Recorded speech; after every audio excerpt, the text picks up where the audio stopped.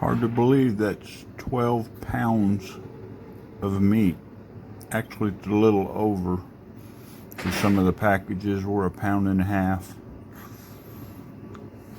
But this is 2 pounds of stewing beef, and that's how much room it takes up in the freezer.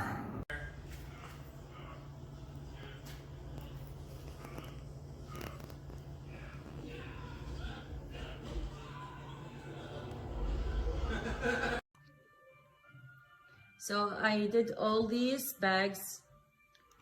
I finished the roll and I checked every day.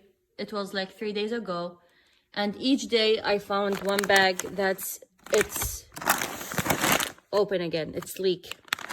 So yesterday was 2 bags, I redo it again, but today it was 5 bags.